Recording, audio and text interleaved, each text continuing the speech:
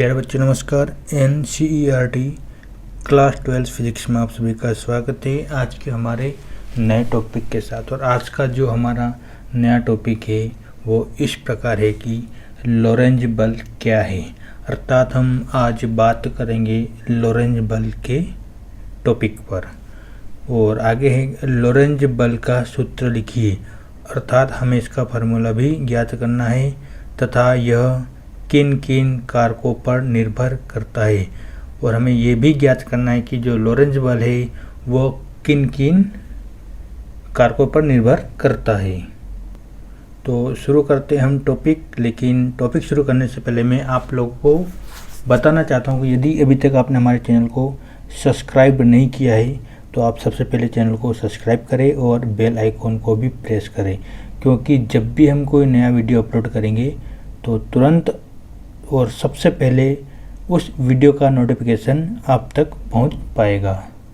तो शुरू करते हैं लॉरेंज बल के बारे में। तो हम सबसे पहले बात करते हैं लॉरेंज बल की परिभाषा। और इसकी जो परिभाषा है बहुत ही एक सिंपल लैंग्वेज में है जो हमने यहाँ पर लिखी गई है। तो देखिएगा इसकी लॉरेंज बल की परिभाषा क्या बोलती है। जब कोई आवेशित कण, क्या बोला गया है कि कोई आवेशित कण किसी चुंबकीय क्षेत्र में, ठीक है, कोई आवेशित कण किसी चुंबकीय क्षेत्र में गति करता है। अर्थात हमारे पास कोई एक कण है और एक आवेशित कण है और वो आवेशित कण किसी चुंबकीय क्षेत्र में क्या करता है, वो गति करता है। तो उस कण पर, यानी कि जो आवेशित कण है और जो चुंबकीय क्षेत्र में जो गति कर रहा है उस कण पर चुंबकीय क्षेत्र के कारण लगने वाले बल को लॉरेंज बल कहते हैं। यानी कि जो आवेशित कण है और वो आवेशित कण किसी चुंबकीय क्षेत्र में गति करता है तो उस चुंबकीय क्षेत्र के कारण उस आवेशित कण पर लगने वाले बल को ही हम लॉरेंज बल कहते हैं। तो इस प्रकार इसकी जो डेफिनेशन है वो बहुत ही एक सिंपल लैंग्वेज में है और एक सरल भाषा में है।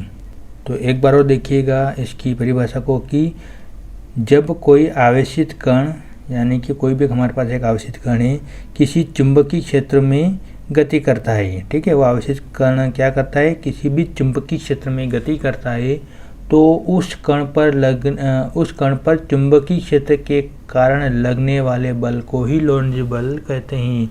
अर्थात जो आवेशित कण है और वो आवेशित कण चुंबकीय क्षेत्र में गति करता है तो चुंबकीय क्षेत्र के कारण उस आवेशित कण पर लगने वाले बल को ही हम लॉरेंज बल कहते हैं।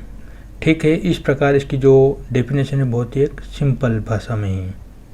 अब हम आगे बात करेंगे इसकी परिभाषा के बाद लॉरेंज बल का सूत्र, यानी कि हम इसके सूत्र के बारे में बात करेंगे।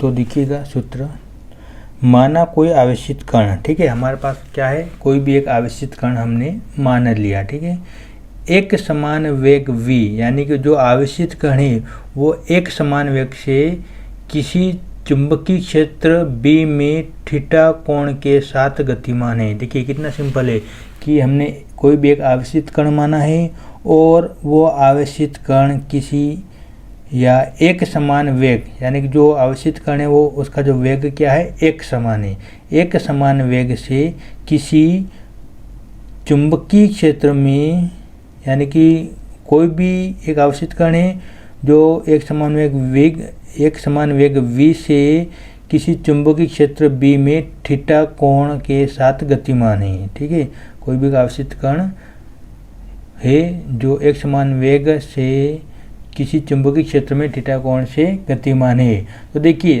तब इस कण पर लगने वाला बल F, और जो वो कण है, जो आवेशित कण है वो एक समान वेग से गति कर रहा है किसी चुंबकीय क्षेत्र में थीटा कोण के साथ, तब उस कण जो चुंबकीय क्षेत्र में गति कर रहा है तब उस कण पर लगने वाला बल F, देखिए तो जो आवेशित कण है उस पर किस प्रकार से बल लगता है, और बल को हम रिप्रेजेंट करते हैं कैपिटल F से।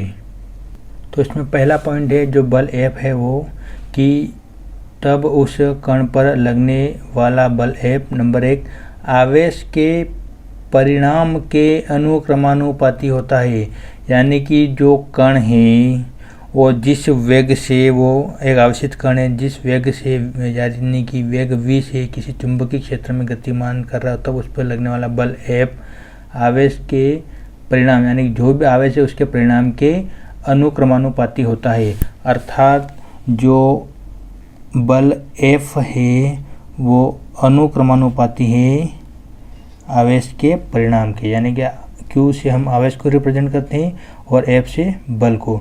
तो जो भी बल है वो क्या होता है, आवेश के परिणाम के अनुक्रमानुपाती होता है। ठीक है, तो यहाँ पर हम लिखेंगे अर्थात F प्रोपोर्शनल टू Q, बल अनुक्रमानुपाती होगा आवेश के। अब हम देखते हैं बल F, जो कण पर लगने वाला बल F है उसका सेकंड पॉइंट। तो बल F जो होता है वो चुंबकीय क्षेत्र के लंबवत दिशा में वेग के घटक के अनुक्रमानुपाती होता है। अर्थात जो कण पर लगने वाला बल F जो होता है वो चुंबकीय क्षेत्र अगर हम बात करें तो जिस क्षेत्र के अंदर आवेशित कण क्या हो रहा है, गतिमान हो रहा है। तो बल F जो होता है चुंबकीय क्षेत्र के लंबवत दिशा में वेग के घटक की बात करें तो cos थीटा और sin थीटा हम लेते हैं। वेग के घटक के अनुक्रमानुपाती होता है। ठीक है, चुंबकीय क्षेत्र की लंबवत दिशा के वेग के घटक के अनुक्रमानुपाती होता है। तो अर्थात हम यहाँ लिखेंगे कि जो बल F जो होता है वो अनुक्रमानुपाती होता है वेग के घटक। तो हम वेग को हम रिप्रेजेंट करते हैं v से और घटक लेंगे हम यहाँ पर साइन थीटा। तो इस प्रकार हमारे पास बन जाएगा F proportional to v into sine theta. बल जो होता है आवेशित कण पर लगने वाला वो चुंबकीय क्षेत्र के लंबवत दिशा के वेग के घटक, ठीक है, वेग का घटक के अनुक्रमानुपाती होता है। अब हम बात करेंगे कि जो आवेशित कण पर लगने वाला बल F जो होता है उसका तीसरा पॉइंट वो क्या कहता है, चुंबकीय क्षेत्र के परिणाम के अनुक्रमानुपाती होता है। अर्थात जो आवेशित कण जो है जो चुंबकीय क्षेत्र में एक समान वेग से थीटा कोण के साथ गतिमान है, वो बल, उस कण पर लगने वाला बल F जो है, ठीक है, ये F जो है चुंबकीय क्षेत्र के परिणाम के अनुक्रमानुपाती होता है। अर्थात जो बल F होता है ये अनुक्रमानुपाती होता है चुंबकीय क्षेत्र की। इस प्रकार हमने बल F के 3 पॉइंट देखे। अब हम क्या करेंगे, जो तीनों पॉइंट बल F के हमने देखे, इन तीनों या उपर्युक्त को एक साथ लिखेंगे। तो इस प्रकार हमने यहाँ लिखा है कि उपर्युक्त तीनों को मिलाने पर, यानी जो तीनों पॉइंट हमने बनाए थे फर्स्ट, सेकंड और थर्ड, तीनों को एक साथ लिखेंगे तो F, यानी इनका LHS तो F आ जाएगा, और प्रोपोर्शनल टू तीनों को एक साथ लिखेंगे तो QV sine theta into B। तो हम यहाँ लिखेंगे QV और पहले इसको लिख देंगे हम यहाँ पर B साइन थीटा। ठीक है, अब हम जैसे ही यहाँ से प्रोपोर्शनल का चिन्ह हटाएंगे तो हमारे पास एक नियतांक आ जाएगा। तो हम यहाँ लिखेंगे F, इस प्रोपोर्शनल चिन्ह को हम क्या करेंगे, हटाएंगे तो यहाँ पर आ जाए इक्वल K और थोड़ा सा इंटू में करके लिखेंगे QV साइन थीटा, और Q क्या है, एक नियतांक है। तो हम यहाँ साइड में लिख देंगे कि Q जो है एक नियतांक है।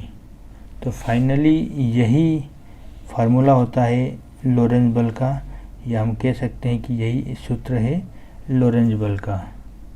अब हम बात करेंगे कारकों पर निर्भर, यानी कि जो लोरेंज बल है वो किन किन कारकों पर निर्भर करता है उसकी हम बात करेंगे।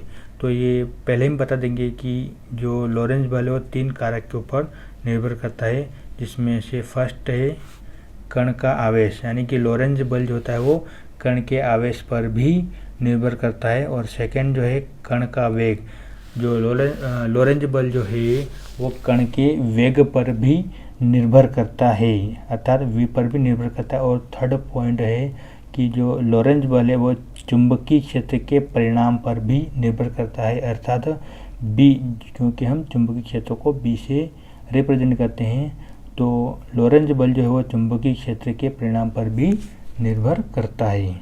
इस प्रकार हमने लॉरेंज बल की परिभाषा, लॉरेंज बल का सूत्र और यह लॉरेंज बल किन किन कारकों पर निर्भर करता है ये भी हमने आज रिप्रेजेंट किया है, जो बहुत ही सिंपल है। आप इसको अच्छे से रीड आउट करिएगा। जय हिंद, जय भारत।